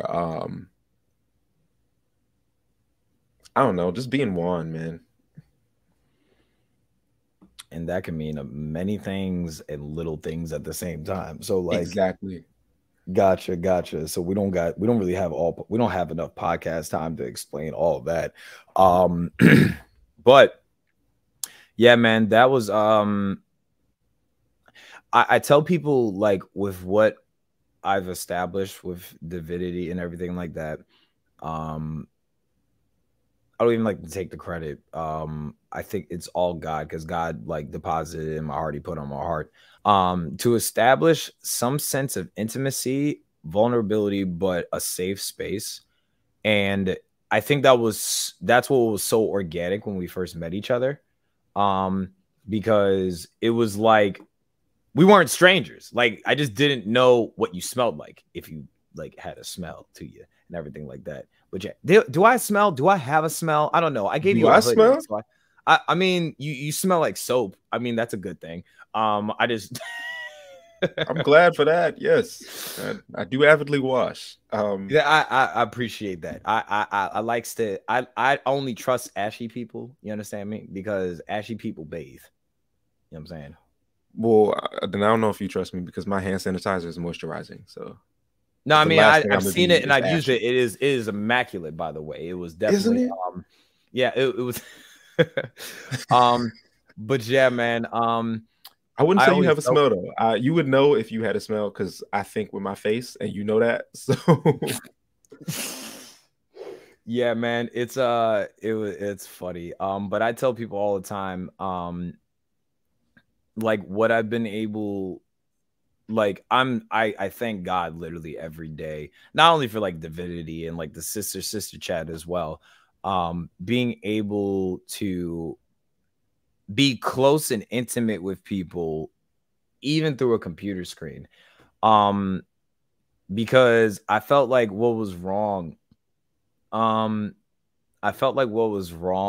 going to my old church was we were really good in doing life together when we were in the room together, or when we were in the building together. So when I established divinity and like, you know, these other community groups, my Patreon community and stuff like that, I told them, I'm going to, at least, you know, with your consent, with your blessing and everything like that, try to establish a sense of intimacy and closeness to you as much as possible, as, you know, the Lord allows, with you digitally. That way, if I can, you know, you know, love you personally and everything like that, love you intimately on a local level, I know it's real.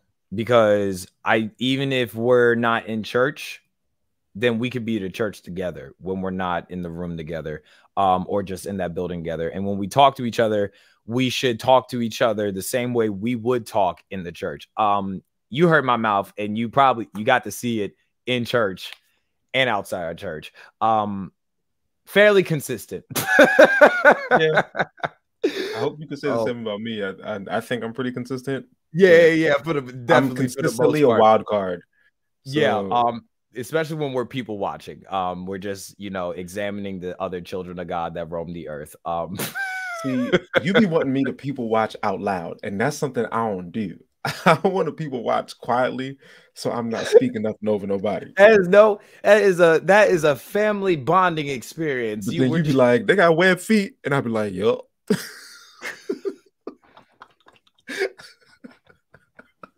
Not web feet. Hey, yo. Oh my goodness. That is hilarious. Oh man. So as we're getting towards the wrap up, these are the rapid fire questions that I have. So I'm gonna ask you pretty much either or questions. No right or wrong answer, even though some of them are wrong. So please don't get these wrong. As long as they ain't about Pokemon or Friday. You might never seen Friday. Not about, so. You said Friday? Yeah. Have you never seen Friday? Nope. I mean, you don't really play. You know what? The Black experience is not a monolithic experience. You have at least seen John Q, right? No. Who's that? You haven't seen John Q? All right, it's time for these questions.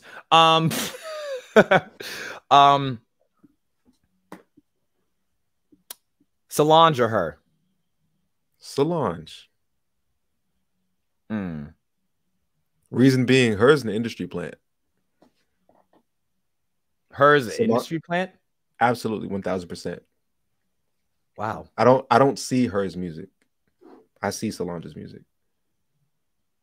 All right. Well, hey, look. Y'all see the title. Y'all see the handle. Mr. Lee with love.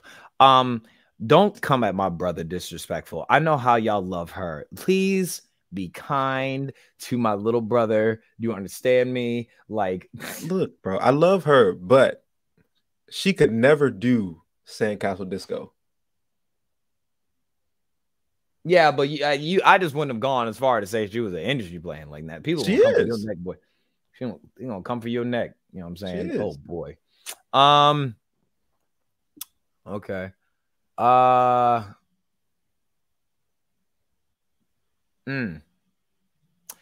or Pharrell? Pharrell. That's my answer too. All right. No right or wrong. Y'all look like the same dude. Y'all cut from the same cloth. Anyway, KFC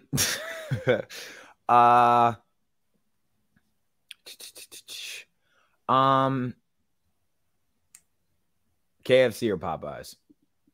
Dude, Popeyes. Oh, nigga, you was scaring me. Because I wanted to choose neither, but like it's Popeyes.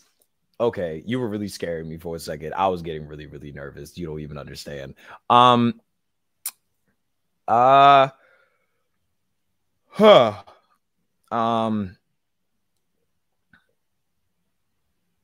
If you had to pick, I'll give you 3 because I gave my last guest 3. If you had to see 3 guests perform, dead or alive, live, meaning like see them perform live, who would they be?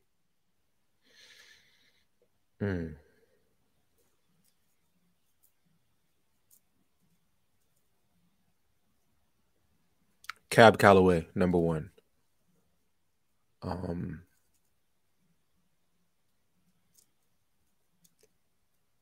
But I would want to see a version of his show in 2021. If we didn't have Cab Calloway, we wouldn't have had Betty Boop and a lot of the musical stylings we have today. So that's number 1. Number 2, who's living right now?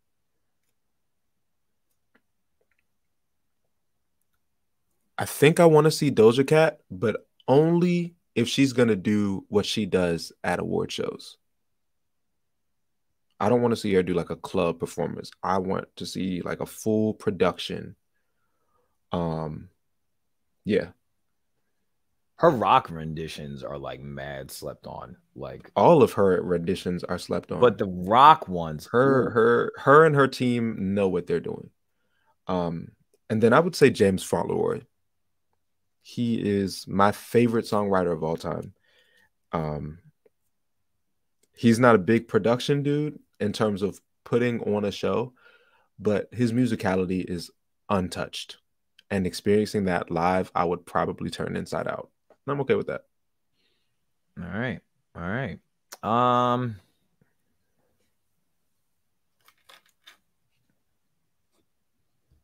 This is a good one. I don't think I asked this one before.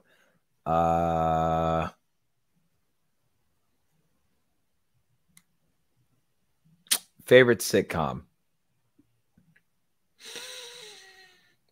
It's between. Ooh, that's hard. That's really hard. Can I give you my favorite sitcoms? Because saying one ain't Give fair. me three. Give me three. I'll give you three, dog. Three? Okay. My Wife and Kids. Okay. The first 3 seasons of Moesha. Yeah, thank God. Thank you for clarification, by the way. And the first 3 seasons of One on One.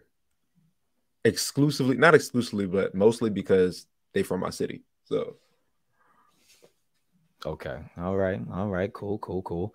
I know you're not really like the biggest hip hop head, but I'm gonna try you anyway. Give me a top 5 from East Coast and West Coast, any order. Top 5 from both coasts. And Southeast counts because last time I said, like, somebody was like, wait, you picked Andre? I was like, yeah, that's East Coast, nigga. Like, so yeah. I don't really like West Coast music, to be quite honest with you.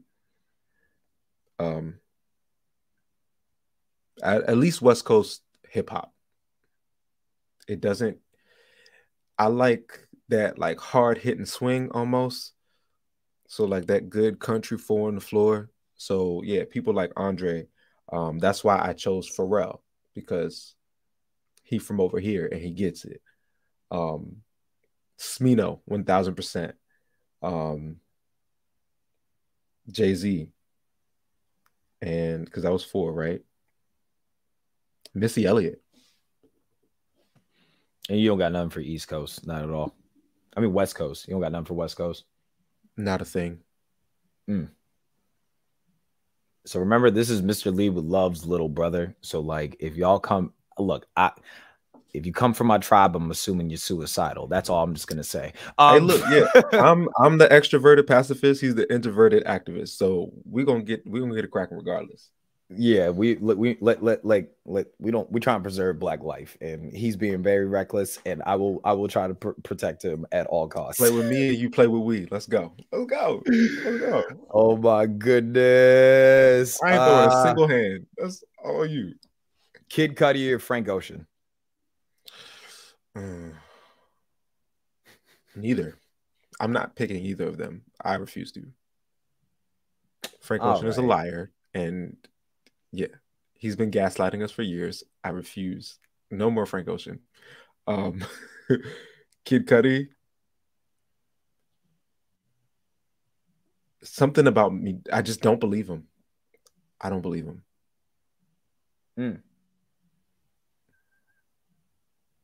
All right.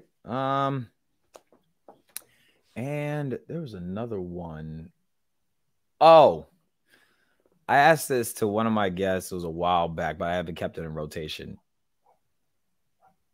Genuine or Tyrese? I'm gonna say Tyrese, but only singing Tyrese, because I just saw Fast 9, and I don't know who in the world let Tyrese be in 9 bad movies. 9 of them? 9 bad movies with Ludacris. So singing Tyrese. but not acting or crying, Tyrese. You can keep that. Genuine is a. I'm not gonna speak bad on nobody, but I want singing Tyrese. You picked Tyrese. I sure did over the Teenage Mutant Ninja Turtle. Yes, I did. No. If you want this it, is my little brother. Remember all of that. If you got smoke with him, you got smoke with me. Ninja Turtles. If you want it, do it. Ninja Turtle. Come on now. I'm not doing that. No. Oh my God. But what Tyrese say? Because I need you. How you gonna up and leave me now? He's inquisitive. He's inquisitive. He wants to know how you left him the way that you did. How you gonna act like that? We just finished making up. How you gonna act like that? He just wants to know. So I'm gonna say it again. This is my little brother. If you come for him, you come for me. The desire to guard not only his heart but his body is slowly fading. So we are going to switch the subject up. Oh man. French toast or pancakes?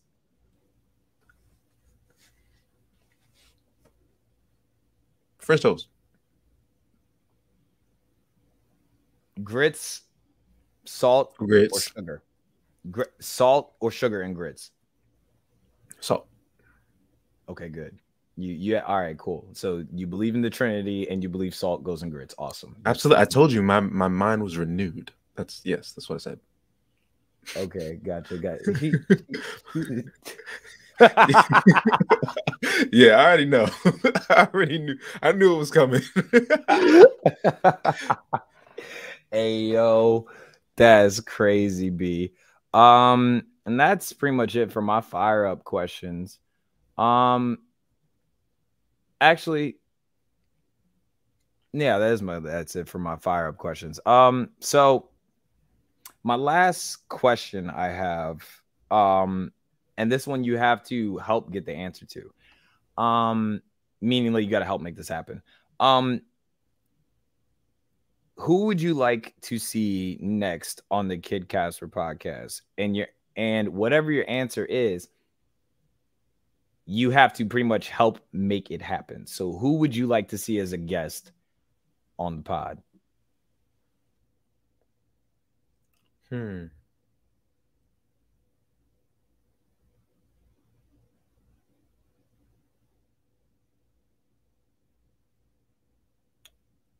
Have you interviewed Matt? Talking about Matt, like our little brother? Matt that's grounded, Matt? Yes. He's grounded. Okay, but when he's ungrounded, he's also a child. Not my child. Can we pick somebody who can vote, please? Like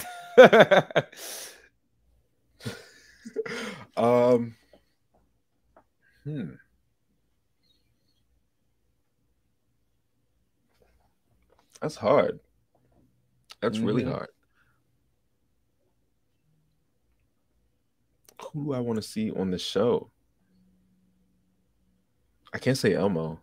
I feel like the conversation would be great, but I don't know him like that. God. Anybody. It could be like one of your friends. It could be one of our new brothers. Well, one of my new brothers and sisters, siblings in Union. Have you had Trey on the show? As just a guest to interview him? Yeah. But I can make that happen, obviously. I'm asking you to find somebody that I don't know. Right, I've had him on here. Make that happen because I don't know him like that. So then, but I've had him plenty of times. So go ahead. You gotta pick somebody. You ain't out, pot. Come on. I told you this is hard. Yep. For somebody who disassociates with everything, I don't know who I know, and I surely don't know who you know. Who would just be an interesting person to have a dialogue with me, I guess.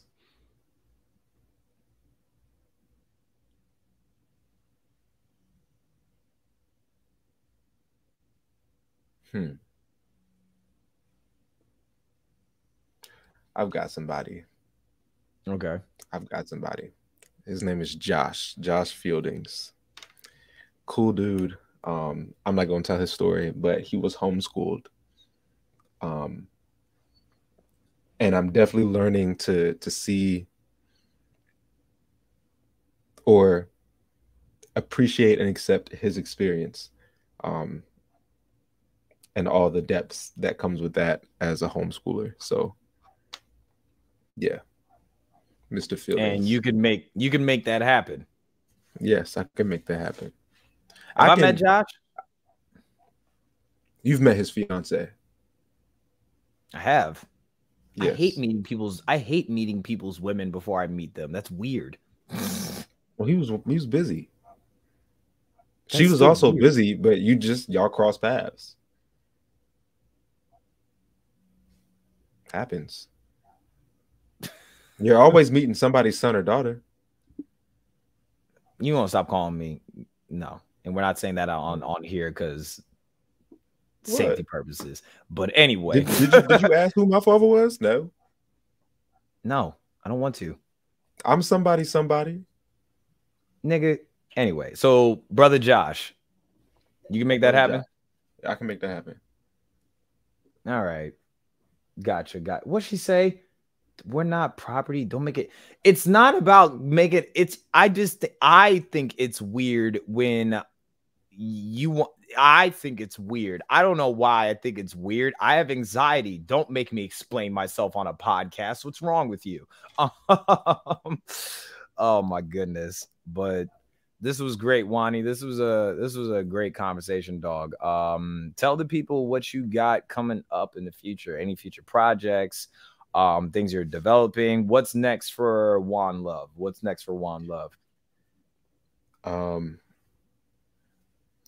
Well, ew, is this what a plug feels like? If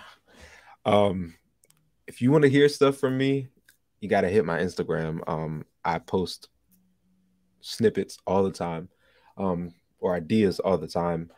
Working on an album. I'm not going to give you a date because I don't have a date, but it's happening.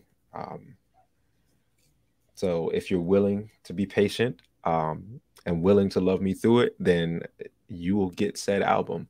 But in the meantime, I am always writing, not always posting, but I'm getting back to being always posting, and always sharing ideas, even of like songs that don't belong to me. So my Insta is basically my handle on here, Juan Love, JUANLUAVE. So yeah, that's really all that's got going on right now.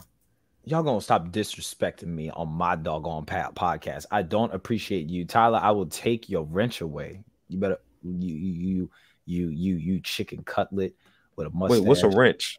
Why does he have a wrench?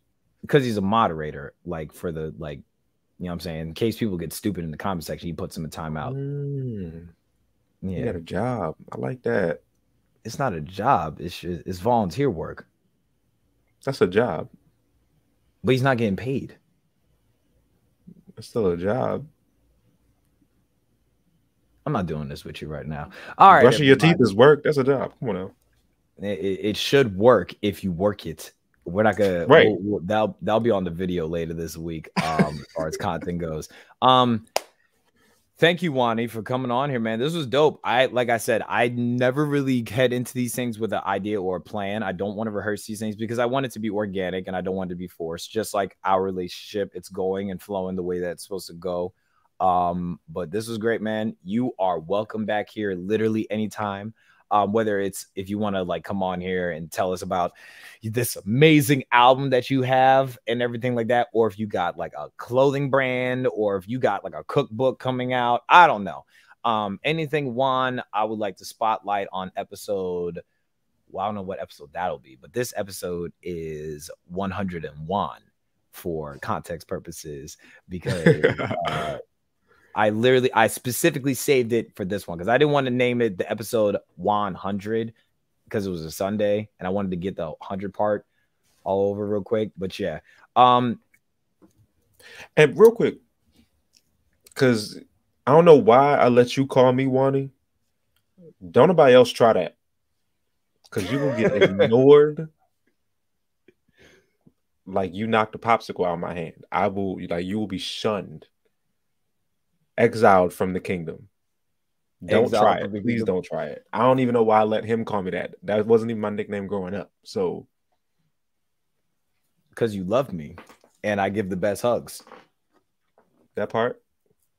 It's the 7'1" wingspan. You know what I'm saying? If you got large and gained, like, you know, if you grew height horizontally, I could wrap all my arms around you. You know what I'm saying? So, like,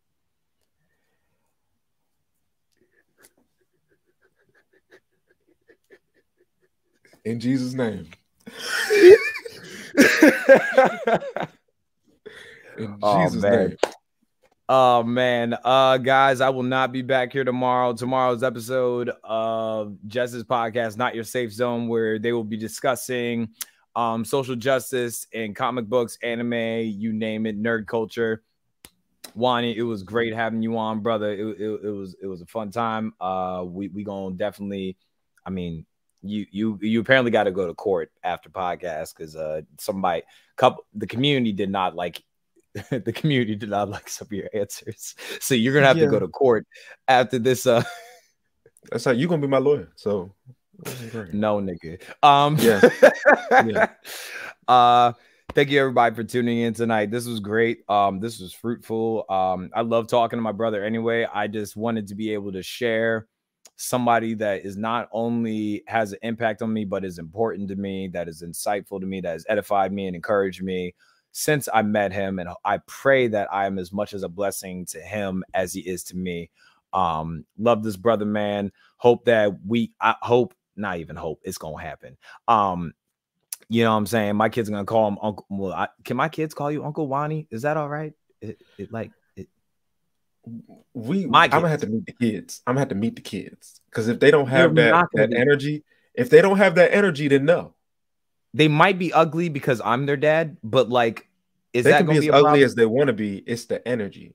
If they don't meet me with that Casper energy, then move. Gotcha. But yeah, man, this is somebody that I aim to have in my life for the rest of my life. Unless, you know what I'm saying? This is somebody I want to stand with, unless like I need to like cut his feet off. I don't know. I mean, like, I don't know. I don't know why I would need to, but like, if you try to like steal my shoes or something, I would have to like Kunta Kinte you, but that's besides the point. I can't steal your shoes because you wear a size 15 and I wear a size 10. I wear a size 12 and a half. Why are both of us going to get yelled? That's what I said. Why are both of us going to get yelled at in the Zoom? I didn't do anything. Good. Like I said, if you beefing with me, you beefing with we. So done deal. It's a package now. It's a package deal. What'd you say our package is? Say that again, because that was slick. You said introverted. What'd you say? Extroverted. I'm an extroverted pacifist. You're an introverted activist. So all right. That's a bar. Thank you everybody for tuning in tonight. Always remember you are beautiful, blessed, and beloved. Raisins don't go on potato salad. Mayonnaise does not go on peas. Avocados does not go in condensed milk with ice. That's demonic. I don't know what. Yeah, did you hear about that? I did. Can I add to that too? Apple slices don't go in guacamole. Stop playing.